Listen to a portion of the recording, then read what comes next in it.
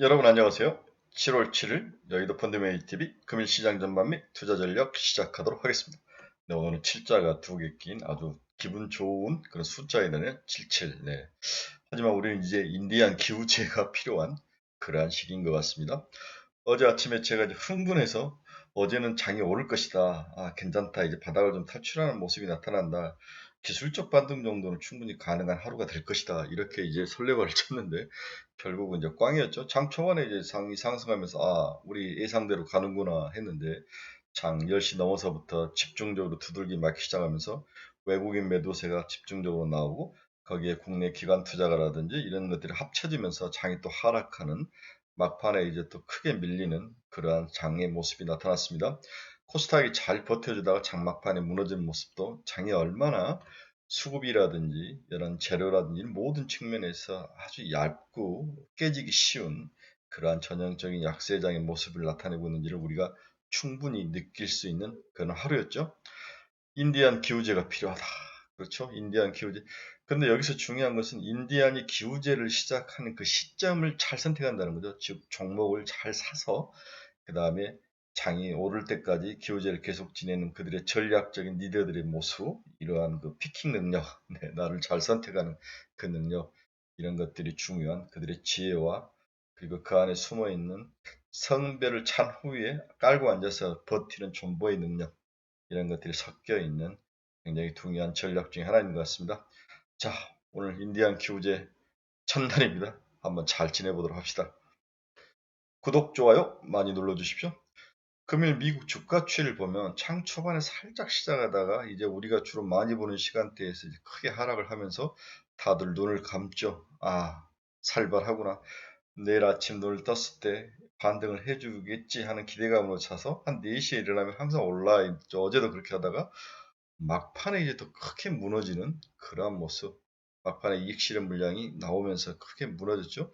그래서 마이너스까지 가는 게 아닌가 그런 어떤 위기의식을 느꼈는데 다행히 모두 플러스에서 마감을 하긴 했습니다.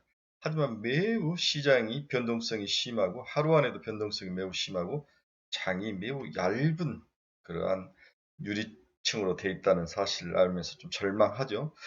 이제 미국 주식시장을 보고 한국 주식시장의 모습을 예상하고 예측하는 게 이제 불가능해졌어요. 얼마 전만 해도 디커플링이다, 커플링이다 이런 말들을 하면서 미국이 빠지면 우리가 올라가고 미국이 오르면 우리가 하락하는 그런 모습들이 뭐 거의 나타나는 모습이 있으면서 어느 정도 예측이 가능했는데 이제는 어느 것도 맞지 않는 혼돈의 세계, 케이오스, 혼돈의 세계로 들어가고 있다. 이렇게 볼 수 있습니다. 미국 내부에서도 장을 모르고 우리도 미국을 보고 오늘 우리 장을 예상 못하는 그러한 혼돈의 세계가 이어지고 있다고 볼 수 있습니다. 네, 전일 아시아 시장은 니케이는 1.2% 하락했고 상해도 1.4%, 항생도 1.2%, 특히 중국이 시안을 다시 봉쇄하는 여러 가지 모습, 그 다음에 코비드가 다시 창궐 하면서 경제적으로 좀 충격을 주는 모습, 여기에 이제 경기 침체, 인플레이션보다는 경기 침체가 아시아 시장에서는 더 크게 작용하고 달러 강세 대비 아시아 통화들이 전부 약세로 돌아서면서 환율의 문제, 금융위기는 아닌데 환율이 우리가 생각하는 1,300원대를 치고 올라가면서 이제 바닥이 1,300원이 되는 게 아니냐 이런 우려감, 달러 지수는 106까지 지수가 올라가는 그런 모습, 곧 있으면 이제 75bp를 한 번 더 하고 그 다음에 또 한 번 더 할 수 있는 그런 가능성까지도 내포가 되어 있는 거죠. 미국 기준금리 대비 아시아 모든 국가들의 금리가 낮는 상황에서는 당연히 원화 자국 통화가 약세로 가는 것은 당연한데 저는 어제 이런 말을 했죠. 우리나라 하나만 약세로 갔다면 이건 금융위기나 우리나라 자체 문제이기 때문에 문제가 크다. 하지만 달러를 제외한 심지어 유로 통화까지 전부 다 약세로 갔다는 것은 그렇게 걱정할 일이 아니에요. 우리만 강세로 가면 이제 글로벌 시장에서 환율 전쟁을 해서 무역 시장에서 싸움을 해야 되는데 가격에서 경쟁이 안 되는 게 이것도 또 문제인 거죠. 그렇죠? 이런 면에서 다 같이 약세이고 미국 반대편에서 다 같이 약세다면 큰 문제는 아닐 것이다. 이러한 제 생각들이 거의 반영이 안 되는 거죠. 이러한 것들이 시장을 크게 박살을 내는 그런 원인이지 않나 그런 생각이 듭니다. 하지만 시간이 좀 지날수록 굳이 우리나라의 원화 약세가 그렇게 걱정할 상황인가 이런 생각도 좀 해보면서 이런 생각이 시장에 좀 많이 반영이 돼야 되는데 외국인이 올해 들어서 벌써 17조를 팔았죠. 17조 어마어마한 돈이죠. 삼성전자의 외국인 투자 비중이 49.5%이네요. 가장 최근 높을 때 52%까지 50%에 항상 위에 있다가 지금 49.56까지 하락하는 외국인들이 대놓고 파는 모습. 오늘 삼성전자 이제 실적 발표가 있는데 이걸 시장이 어떻게 받아들이고 어떤 모습으로 반응할지도 참 궁금하면서 염려가 많이 되는 그런 하루가 되지 않을까 생각을 해봤습니다. 오늘 아침 경제TV들이 전하는 글로벌 시장의 키포인트 한번 알아봅시다. FOMC 의사록이 발표됐죠? 인플레이션 통제가 우선이다. 인플레 통제가 우선이다. 경기 둔화는 감수를 하겠다. 이 이야기가 골자는 리스트릭트인가 이러한 단어를 제한적이라는 단어를 썼는데 그렇지만 꼭 공격적으로 너무 많이 하지도 않겠다. 이런 의미도 살짝 담아있는 모습인 것 같은데 일단은 인플레 통제가 우선이고 경기 둔화를 감수하면서까지도 인플레이션을 잡겠다, 빅스텝으로 가겠다 이러한 의지가 강하게 나타나는 그러한 FOMC 의사록이었던 것 같습니다.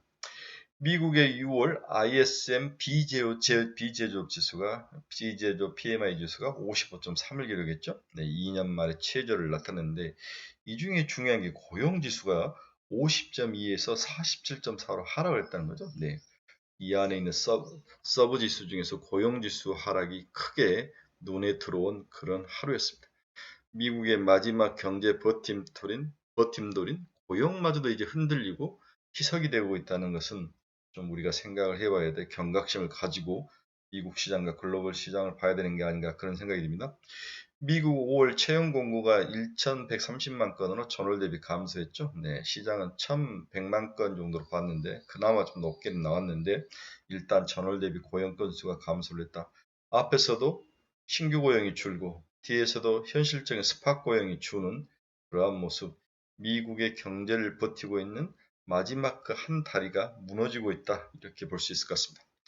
다행히는 브렌트유가 장중 100달러를 하했죠. 올해 4월 이후 처음입니다. WTI도 브렌트유도 일단은 내려왔는데 이게 내려와야 인플레이션을 잡을 수 있다고 여러 번 했는데 막상 내려오니까 이제는 경기 침체라는 또 우리가 걱정을 하고 있었던 잠재적 리스크가 또 더 크게 보이는 현상. 이게 전형적으로 약세장에서 나오는 모습들이죠. 그래서 WTI 하락이 오히려 경기 침체를 반영하면서 글로벌 주식시장, 특히 한국 같은 주식시장에 리스크로 작용을 하는 모습이 보여지고 있습니다. 노르웨이 가스전에서 일하는 노동자들이 파업을 하면서 유가가 좀 흔들렸는데 특히 유럽의 가스 가격이 좀 흔들렸는데 그들이 다시 파업을 중단하면서 생산을 재개를 했습니다. 유럽 가스 가격이 하락을 하면서 안정을 좀 찾았죠. 유럽 의회가 원자력과 천연가스를 텍소노미에 포함한 안을 통과시켰다. 이 텍소노미가 뭐냐면 녹색 분류체계라고 볼 수 있죠. 어느 것은 그린으로 포함되고 어느 것은 그레이로 포함되고 이런 것을 분류체계를 하는데 이게 분류체계에 포함되느냐 안 되느냐에 따라서 세금이라든지 향후에 각국 유럽 나라들이 집중적으로 육성할 수 있는 그런 전략이 바뀌기 때문에 굉장히 중요한 그러한 회의였는데 텍소노미 안에서 녹색 분류 체계 안에서 문제가 원자력과 천연가스를 포함을 시키느냐 안 하느냐 녹색 분류 체계에 이런 악유가 작년 12월부터 있었죠. 일단은 원자력과 천연가스가 유럽 의회 의원들이 이제 선거 투표를 했는데 358대 280 몇인가요? 이렇게 통과가 됐습니다.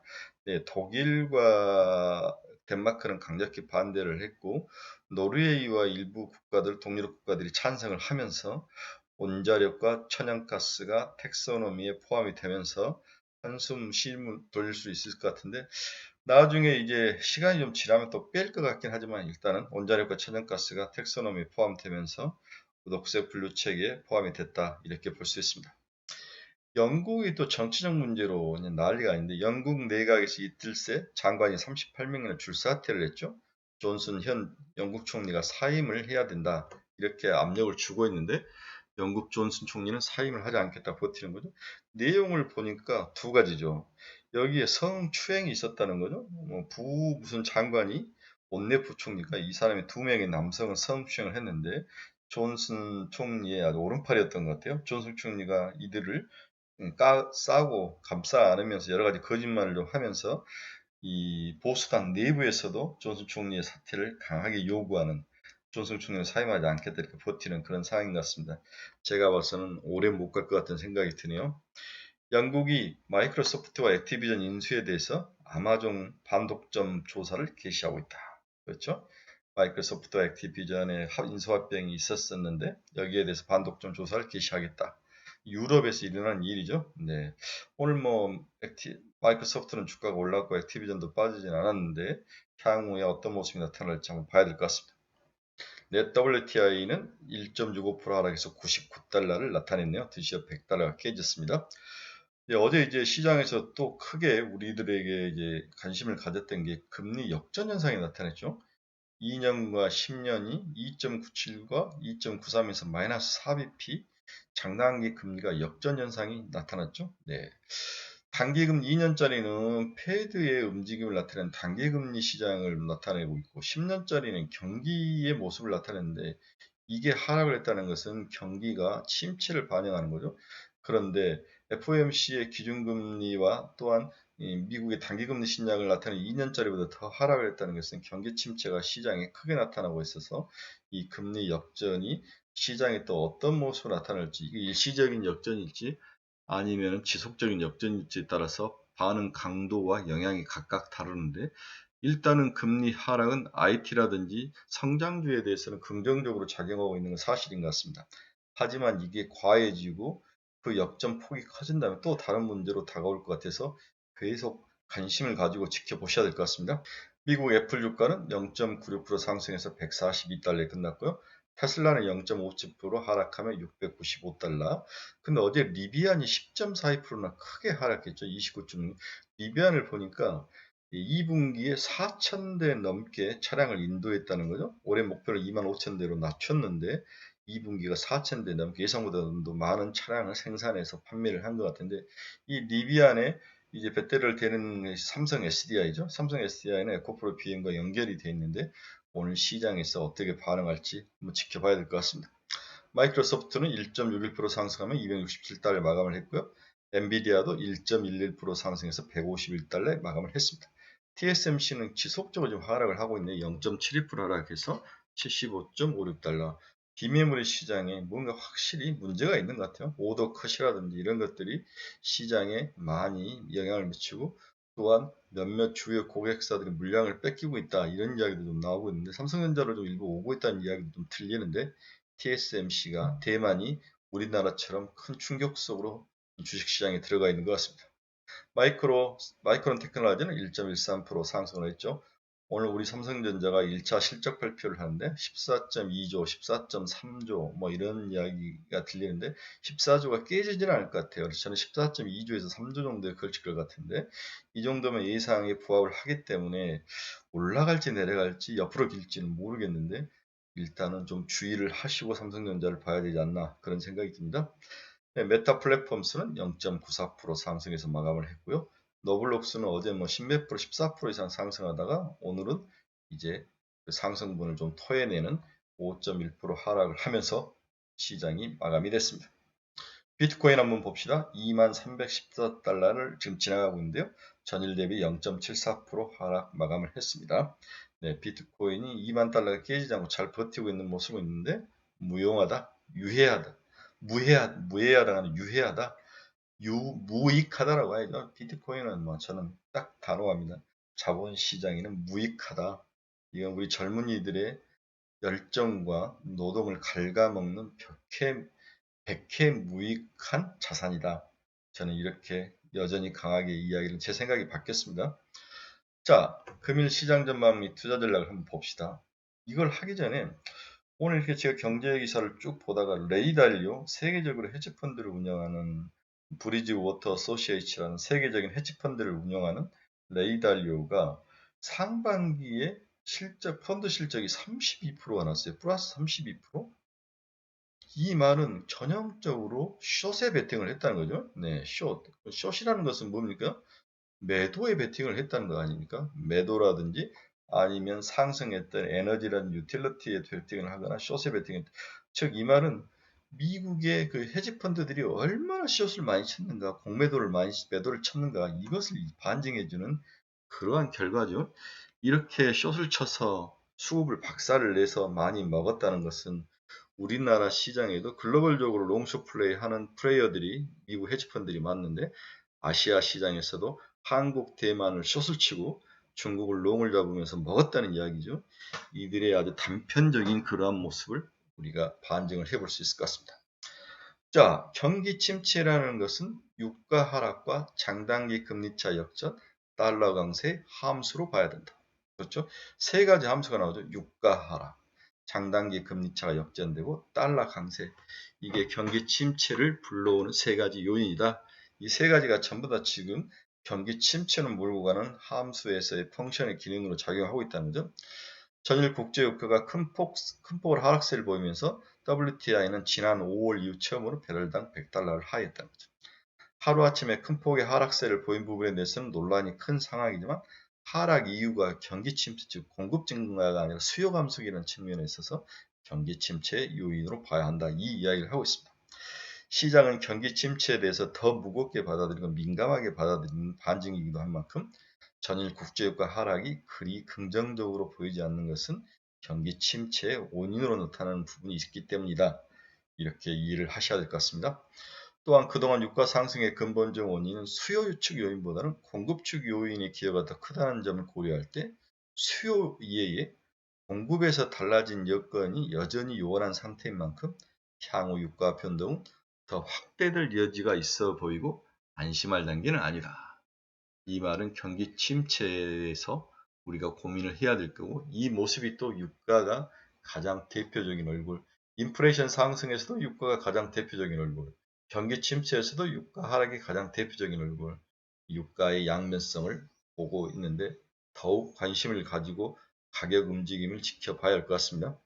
또한 경기 침체 함수 중에서 달러 강세가 있죠. 106.5를 기록하고 유로화는 20년의 최저 수준을 기록하고 달러와 유로가 1대1 정도의 가격 비율이 나올 만큼 패러티라고 그러는데 유로 달러가 패러티에 거의 근접한 상황이 와 있습니다.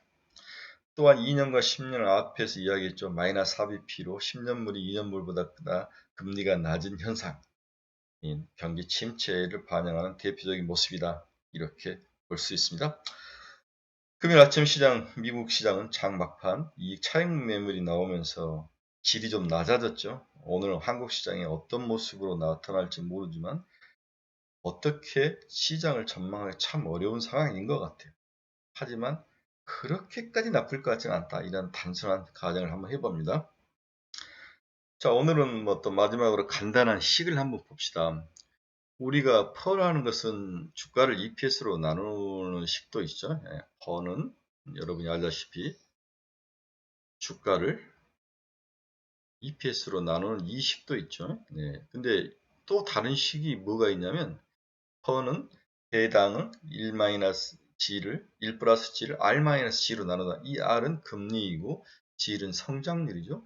그래서 이 밸류에이션이 그동안 이 금리가 아주 낮지 않았습니까? 그렇죠? 성장률도 낮았고 뭐 이렇게 하면서 P가 올라갔고 여기는 성장률이 이제 분모가 더 커지면서 분자가 더 커지면서 밸류에이션을 높여줬는데 최근에는 이 R이 증가하면서 동시에 G도 증가하는 거죠. 그렇죠? 네. 이렇게 하면서 이 R의 증가와 G의 증가에서 지금까지는 금리에 관심을 갖다가 이제 성장률에 관심을 갖기 시작했다. 이 G가 커지고 성장률이 커지면 커질수록 P에 대한 것들이 좋아지는데 이제는 이 성장률이 반대로 G가 낮아졌을 때 어떤 일이 발생할 거냐. 그렇죠? R은 올라가고 G는 낮아지면 P는 당연히 내려오게 되는 거죠. 그렇죠? 네, 다시 한번. 금리는 올라가고 성장률이 낮아지면 이 밸류에이션, 퍼의 밸류에이션은 낮아지게 되죠. 분모가 커지게 되면서 이러면서 고밸류를 받았던 밸류에이션이 낮아지면서 밸류에이션 조정이 일어나고 있는 그런 모습. 그래서 우리에게 성장률이 얼마나 중요한가 이 이야기를 하고 있습니다. 현재 성장률이 침체로 간다면 이 글로벌 주식시장의 밸류에이션은 생각보다 높은 밸류에이션을 받지 못할 것이다. 이 이야기, 그리고 우리의 관심이 이제 G로 왔다, 그로스로 왔다. 이런 점을 이야기를 해드리고 싶습니다. 자, 오늘 결론 한번 봅시다. 바닥일 것이란 미래 예측하고 상승을 기대하면 바로 무너지고 또 가끔 나타나다가 상승이 나타나면서 죽지 않을 만큼 목숨을 연명해주는 이러한 시장에서 우리가 할 수 있는 전략은 거의 없죠. 개별 기업 분석이 통하지 않고, 그러니까 개별 기업을 백날 분석해도 이게 통하지 않죠. 기업 가치에 대한 밸류에이션, 수급 모두 다 맞지 않는 이상한 상황에서 주식을 예측하는 과거의 기법으로는 현재 주가 움직임을 예측할 방법이 없는 거죠. 이럴 때 우리의 기존의 관습에 익숙해져 있는 우리들이 당황을 하게 되고 시장 투자 전략과 방향성을 잃어버리는 그러한 상황이 나타나고 있다는 거죠. 그렇죠? 예.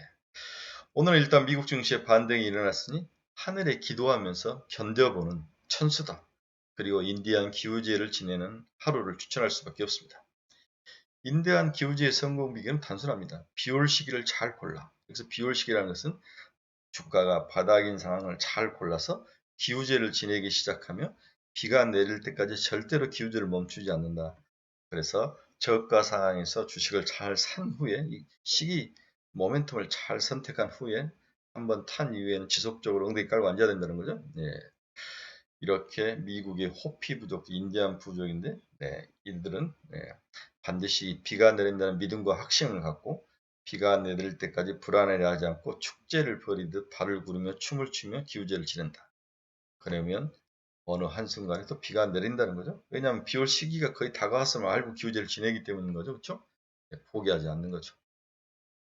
오늘은 여러분들이 잘 아는 인디안 기우제까지 이야기를 한 거죠. 즉 뒤집어 보면 천수답이라는 거죠. 하늘의 뜻에 달려있다. 이렇게 보는 거죠. 네.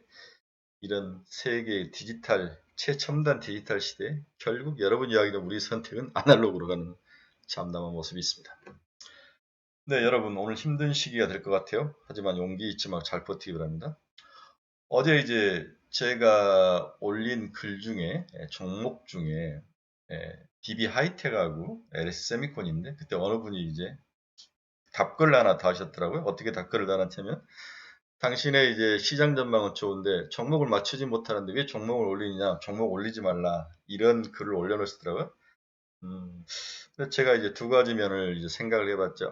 내가 먼저 반성을 해야 되겠구나. 내가 종목을 더 잘 맞추고 더 공부를 많이 하고 신중해야 되겠다. 이런 생각 하나이고 두 번째는 약간의 인신공격적인 생각도 들었어요. 열심히 뭔가를 분석해주고 그분이 이제 우리 카페에 들어와 보지도 않고 우리 카페에서 얼마나 많은 종목들이 대박을 치고 사람들이 돈을 많이 벌었는가, 이 하락장에 얼마나 잘 방어했는가, 이러한 전체적인 그림과 흐름을 모르시면서 저를 공격하고 비난을 하신 것 같은데 다 이해는 합니다.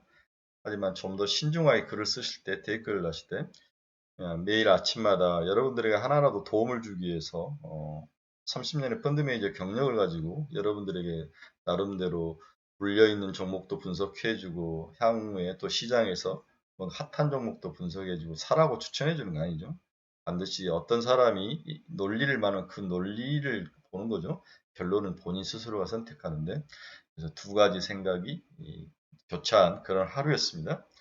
악플이란 표현보다는 어떤 조언과 코멘트에 그렇게 연연해 하진 않지만 어제는 생각을 많이 해봤던 그런 하루였던 것 같습니다.